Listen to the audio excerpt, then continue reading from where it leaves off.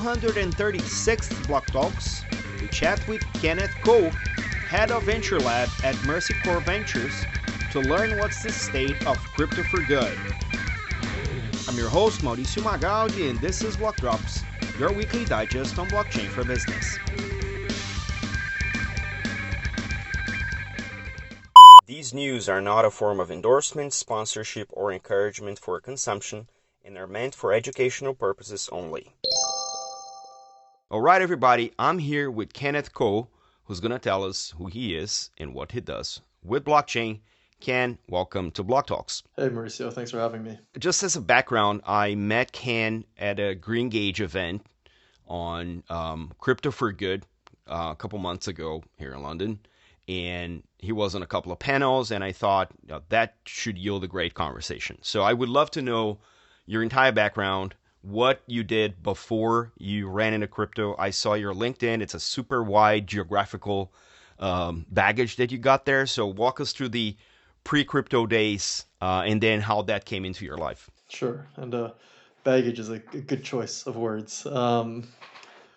Yeah, so I'm Canadian, studied in Canada, and then after university, 15 years ago, I wanted to go do something a bit different. So I studied math and business, and so a lot of my friends went into tech and finance. I felt like I didn't really want to go down those paths. It was really, yeah, I felt like I wanted to do something a bit different with my life, and so I ended up in rural Nigeria. And so this is like 2011. Um, and I was getting paid in naira. Um, I was working at a school, and I was really enjoying myself. Felt like this is somewhere where I felt like I could make a difference, do something good in the world. All that sort of stuff when you're wide-eyed and early 20s. Um, but I did appreciate the ability to make a difference in people's lives and try to do something positive.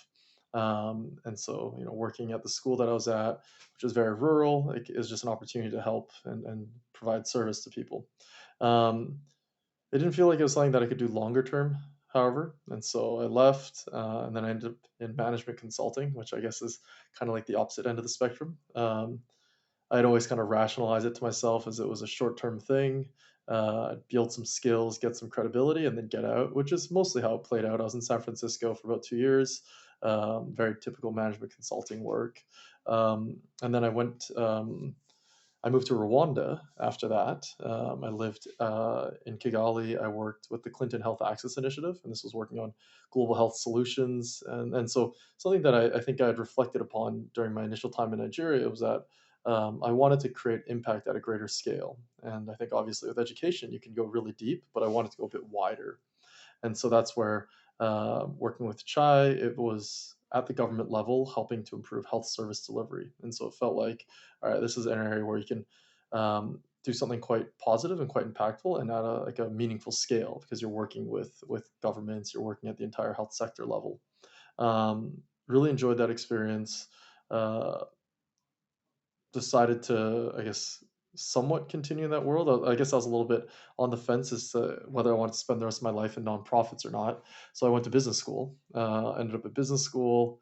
Um, Classic. Like, I guess not really sure what to do with your life in your like mid late 20s. And so after that, I went into a impact focused management consultancy. Let's call it. It's called Dahlberg. Pretty big in that world in terms of like impact management consultants. This was back in Nigeria, in Lagos this time, so more like metropolitan rather than rural.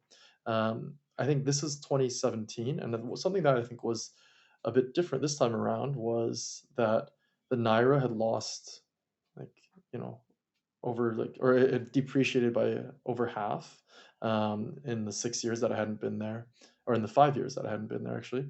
And then at the same time, crypto had become much more commonplace as well. So a lot of my peers were starting to buy USDT as an inflation hedge, or even going as far as starting to buy like ETH or Bitcoin. Um, and when I was there in 2012, I was actually first introduced to the idea of Bitcoin. Um, but obviously, it hadn't really reached the scale that it would have reached by 2017 during that previous bull run with all the ICOs and all that stuff. Um, and so I think that was an opportunity. That was a moment where it kind of opened my eyes a bit more about seeing, okay, like this this has a lot of potential in emerging markets, right? Like people here are already using it.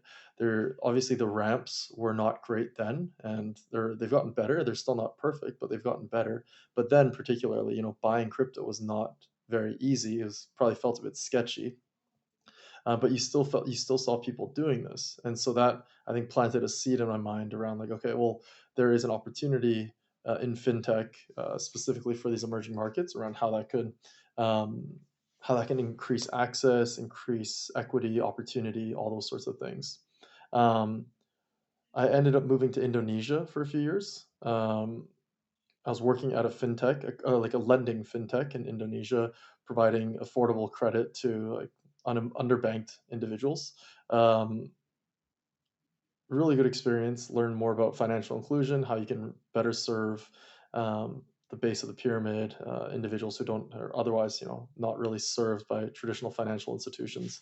And then from there, I made the jump into venture capital. So now this is where I've been now for the past 4.5 years, which is with Mercy Core Ventures.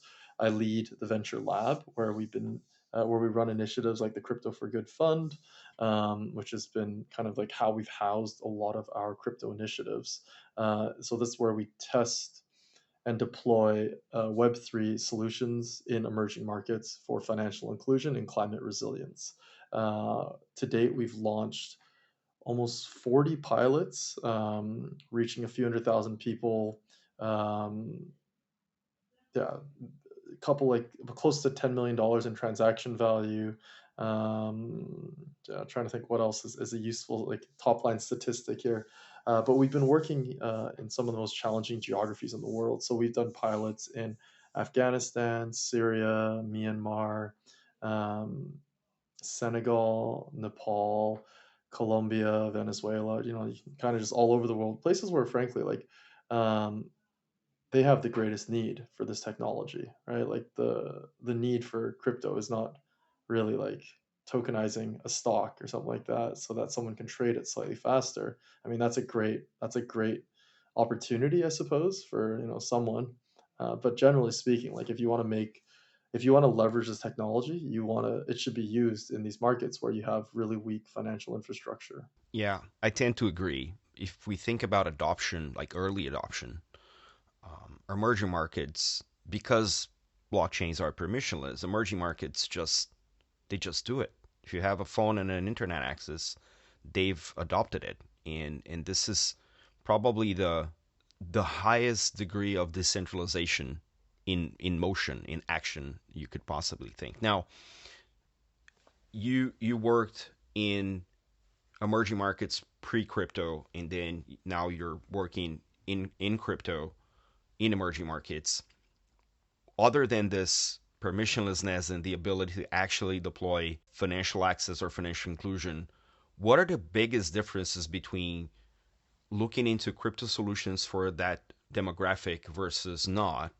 And I want to say compare and contrast the challenges and the successes between the two of them, because they might not seem too different, but when you're playing in a different paradigm, there might be differences there that, like, oh, I can only do this because of crypto, rather than if I have to go through a fintech and KYC and what have you.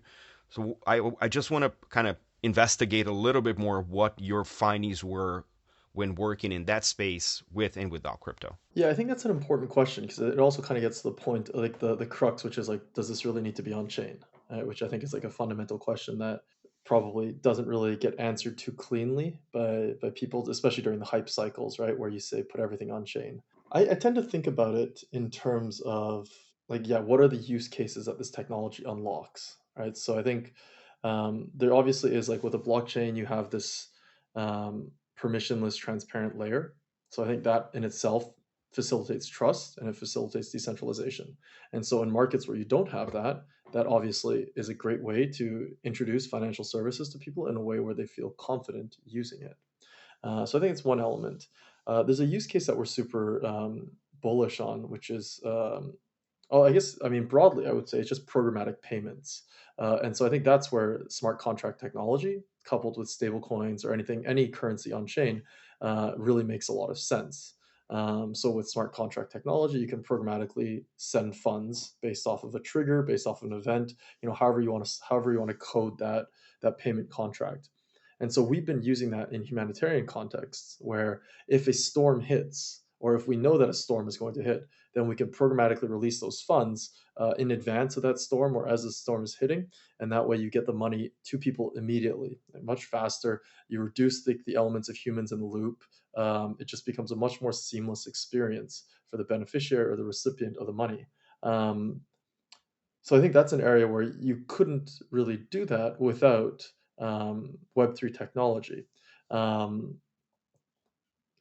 I think you also see just an element. I mean, what's challenging, of course, with this, as I'm sure your audience is familiar with, is that the question is always like, how long does this thing stay on chain for? How long do these funds stay on chain? Because like if you can set up an on-chain ecosystem that is where the funds just stay on chain the whole time, it's actually beautiful, right? Like I can send money to, a pal somewhere in Cameroon, and that Cameroonian guy who runs like a side business can send it to a supplier in Hong Kong who can send him a machine, and then um, he can use that to start facilitating a business, and then the guy in Hong Kong can use that to pay his suppliers and whatnot, right? Like if you can actually keep everything on chain, it's actually quite beautiful. It's just, of course, the question is like, how long does it stay on chain for?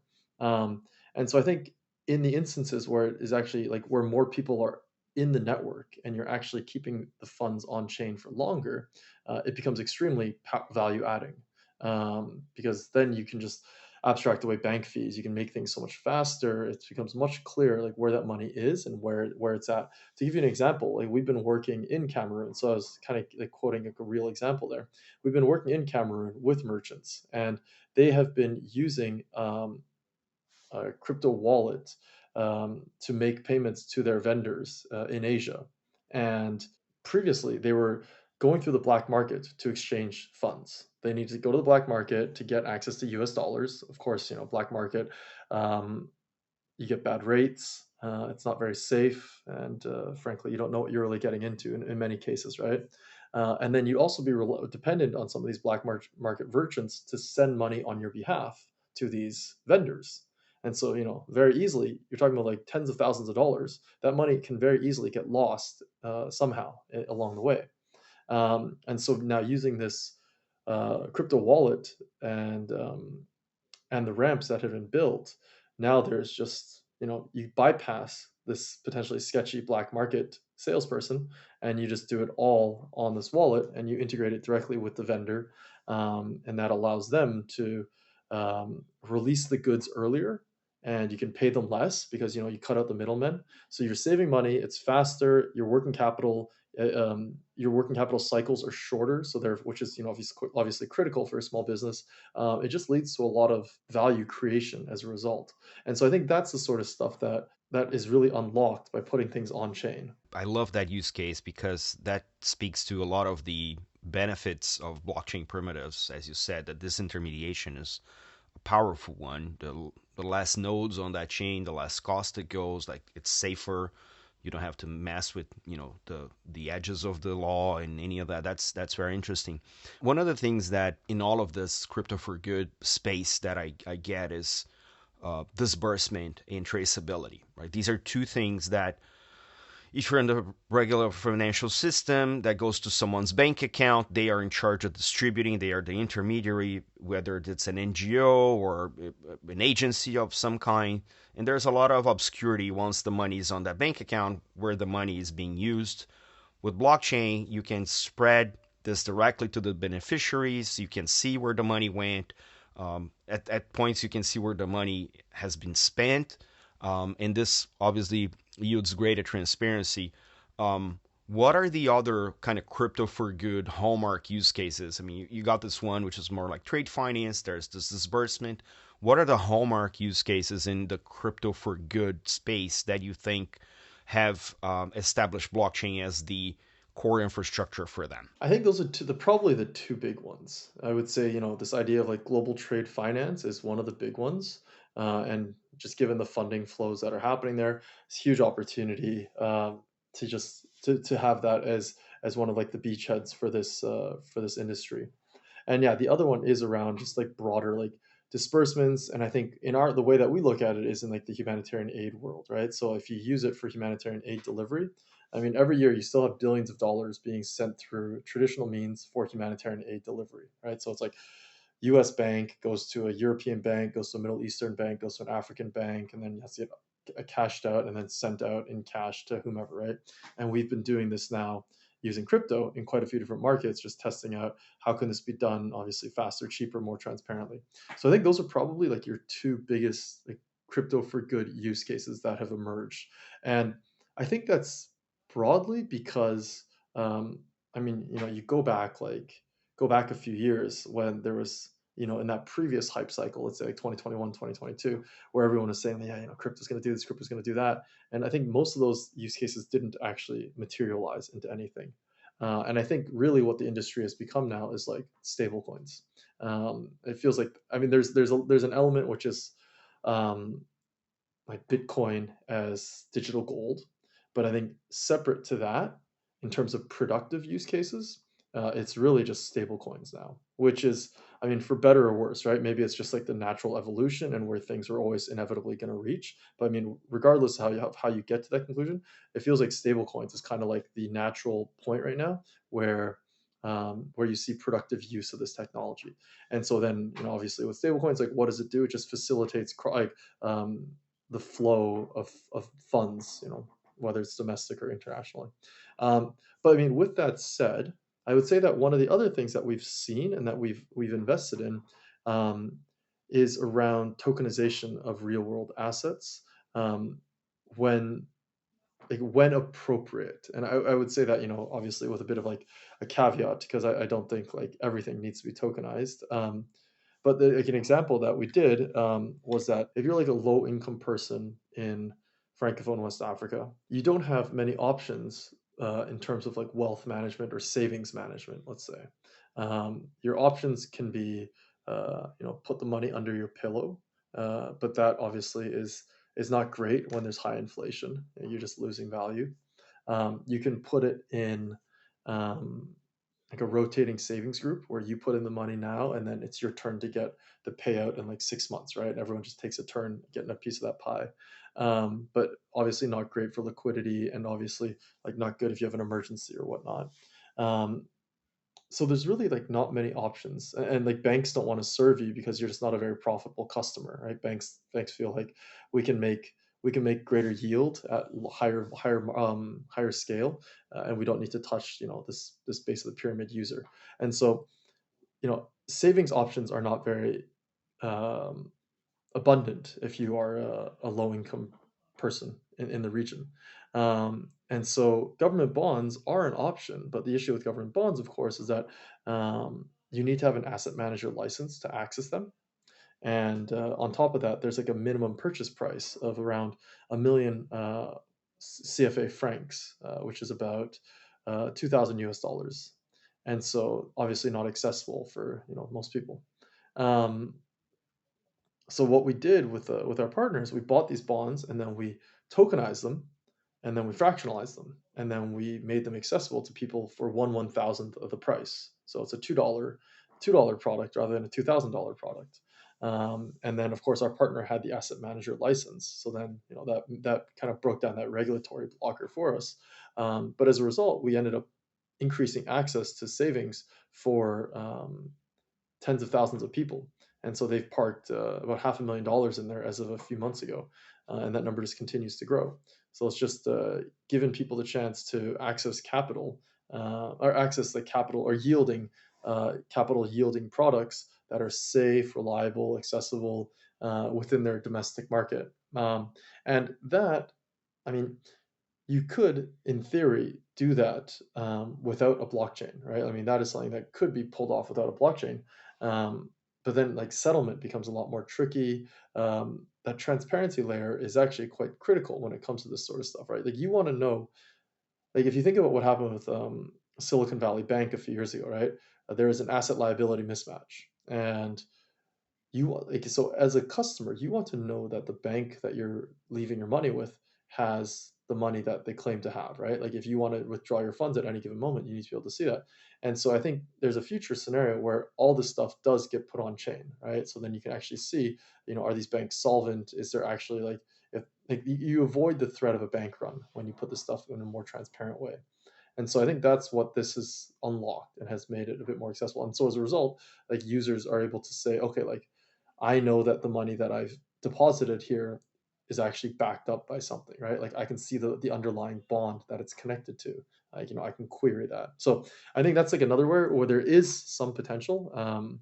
But I would say that like, it's probably you've got your first two, global trade finance, you've got humanitarian aid disbursements, and then probably a bit of a ways down the list. Interesting. And what were the ones that you've seen or you tried yourself or you've seen being tried and they didn't pan out? And what were the reasons that they flopped? That's a good question. I think probably two. I don't know if I would go as far as saying flopped necessarily, but I do think that there were a few where people were super bullish on that just didn't materialize. I think one is like the whole DeFi credit space. Um, I think you had early days. You had a lot of money pouring into these lending protocols, right? Like the Goldfinches of the world, Maple, all these different protocols. Like and not the trading focused ones, right? Like not like the Wintermutes and the world, but more so like the or not like the Aves, but more so like the credit for productive use, like those sorts of protocols. And they did a really good job early on of getting a lot of um, a lot of lending capital, right? Like they were able to source liquidity because there's so much money in crypto that needed to find somewhere to go. Um, but I think the thesis that you could do emerging markets credit um, using just a DeFi protocol um, and like maybe like crowd underwriting, if that at all. I think that thesis has been um, not validated. I think it's just like a realization that doing emerging markets credit is extremely difficult, right? You need to have boots on the ground. You need to have people that are actually like validating or collateralizing a lot of the stuff, right? Because I think a lot of these guys were trying to go uncollateralized. Um, and so I think the whole like lending space within crypto, a lot of optimism like 4 or 5 years ago, but I think a lot of that has kind of like hit a harsh reality. So I think that's one. The other one is probably like an even older use case, traceability, like goods traceability, supply chain traceability. Um, so that goes back like from the very first days of blockchain, right? Like that was one of the first things that people were talking about. I think WEF, like the World Economic Forum, had done a lot of deep dives into like the potential for traceability for using blockchains. Um, I think that one just hasn't really materialized either. We've actually done a fair bit of work in this space as well as the credit space, and so I think a lot of like hard-earned lessons around that stuff. But I think with traceability, the challenge is that at the end of the day, it's hard. I think that there's still a few leaps in customer journey that need to happen before it gets there. Um, I would say 95%, 98% of customers like they don't care where their food is coming from. You don't like if there's a QR code on a package that says trace the value, the supply chain of your cereal. Like 98% of customers are never going to do that. 99, maybe higher, right?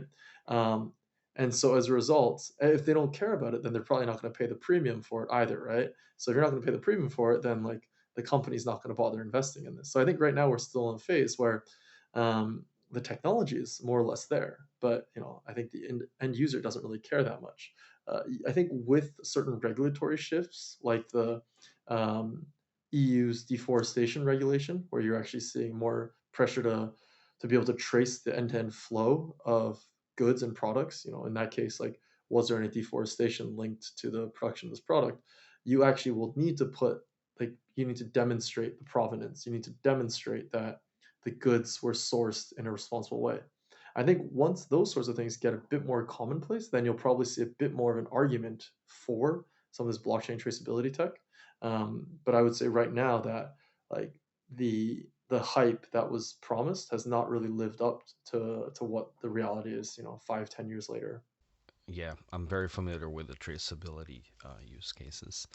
Um, in terms of trends in this space, I'll keep calling it crypto for good, but correct me if I'm wrong. But um, what are the bigger trends? You mentioned stablecoins have kind of consolidated as a use case that is useful, and I guess it's more because it's innovation in adjacencies where everything is very much more familiar than a very volatile number bouncing on the screen. One to one, it's pretty familiar. But what are the trends you're seeing? Are there any trends you're trying to capture as part of your venture lab work? Are there any use cases that um, you are experimenting with now around that space that maybe involve or don't involve stables?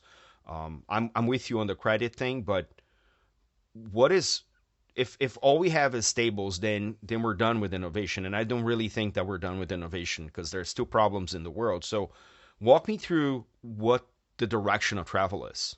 The one area that we're quite focused on, for the past year or so, and obviously going forward, is privacy preserving tech. I think that's where, well, I mean, taking the context in which we work as well, right? So, like, if I'm going to send, we've been doing humanitarian aid disbursements to Afghanistan using crypto as an example, and it's obviously a market that's deeply challenged in terms of like access to financial services, especially if you're a woman.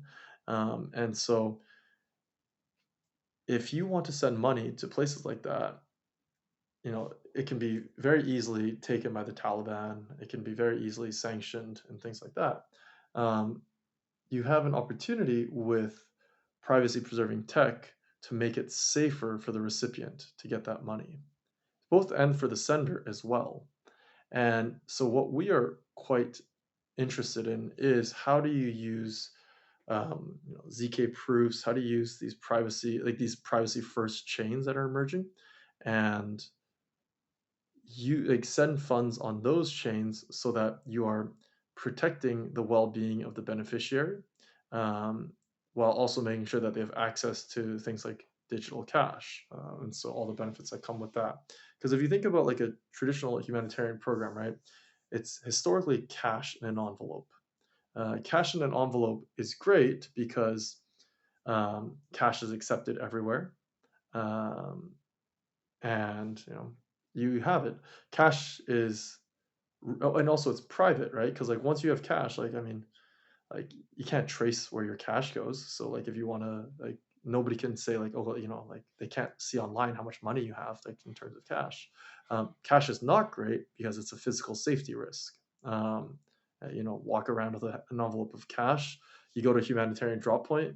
Everyone knows you have an envelope of cash. You're a target. Digital cash, so like say a stablecoin is great because it's fast. It's a digital product, but of course it's not great because it is traceable, and so an individual can very easily you can very easily track the balance of that person's wallet. Exactly, is this by sitting on one USD equivalent or like 500 or 5,000, right? And then you become a safety risk. Um, so privacy preserving tech solves for that, right? It's kind of like the best of both worlds in that you have all the benefits of digital cash, but you also have the safety benefit or security benefit of cash. And so that's one area where we feel like there's going to be a lot of innovation, and where we feel like it's a direction of travel for stablecoins. And I think like Vitalik has written a lot about like how privacy is like a fundamental right, and we strongly believe that. I think given the markets that we work in, right? Like we work with women-led households in Afghanistan, so places where and women are excluded from most things in Afghanistan, and so financial services being one of them. But this could be a way for them to get better access to the financial economy. We work with migrants and people on the move, people that are being persecuted and they need to flee.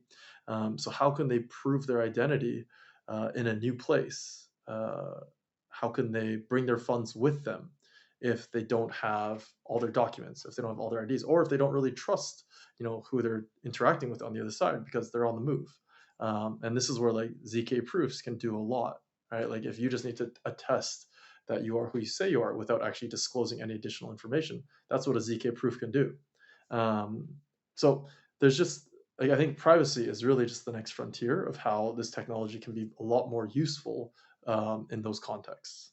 In terms of your day to day, I mean, you're working on the intersection of two very active industries. Crypto doesn't stop, and the hardship of people also doesn't stop.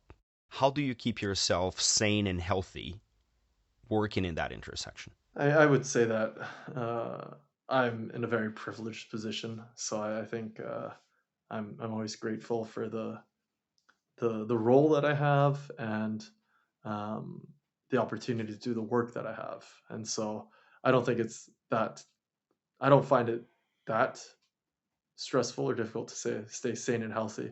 I do, of course, have I do feel like there's always more that we can do. We can always do more. We can always do better. Once we've launched this one thing, like how do we make this thing scale up, right? How can we have it reach more people? How can we go to the next geography where there's more people in need? And I think that can be frustrating because I think there's just a bit that like that humanitarian urgency to say, okay, like how do we do this better? How can we do more? And so I would say that that is always a bit of a push to do better. But yeah, like I said, I think I'm in a very privileged position to be able to do the work that I do from and how I do it. As an industry, and I'm thinking crypto, but you can expand this to your own liking. But as an industry, what would be the one thing that we must fix right now to avoid working another 2, 3 decades on this and then realizing we did not fix this one thing and we're now back to square one? Um, what is the one thing and why? The flow of capital in crypto is still just extremely distorted and warped. I think the news has slowed down a little bit in the past few months, but somehow, even like in 2025, you're still seeing like huge funding rounds happening for like new layer ones that are popping up. And I think that's just, a demonstration that there aren't enough real world applications that have formed because all that capital is still going into building infrastructure. Right? Like we're still doing more and more infrastructure when in reality we should be focusing more on the application layer. Um, and so I think if that doesn't get fixed, um, then I don't think this industry is going to make it very far, right? Because then you're just building bridges to nowhere or building castles in the sky. And rather, if you are not actually able to build real use cases and real like customer facing apps that people want to use, then you can like what's like where does the license to operate come from? I love that take.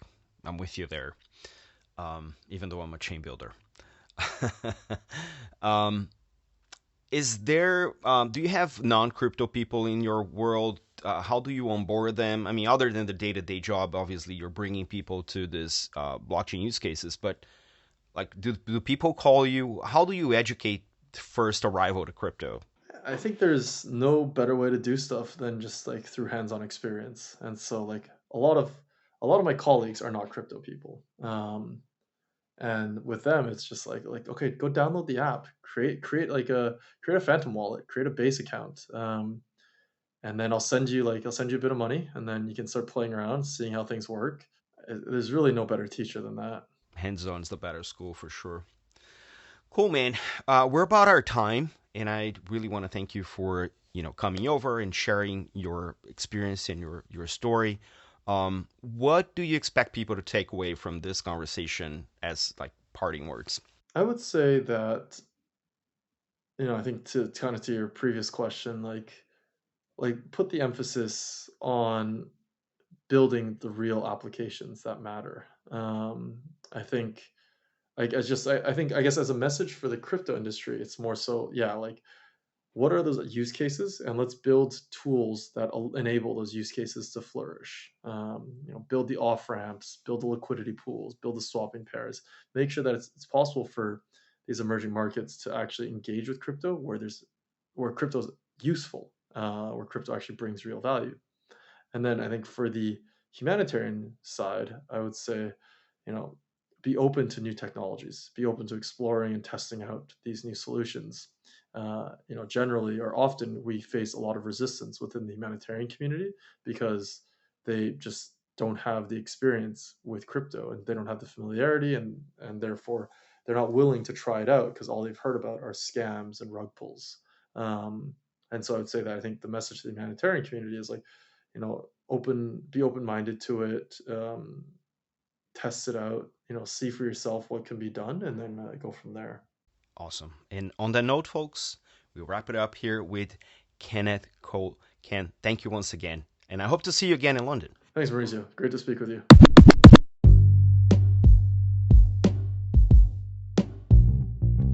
Catch us online.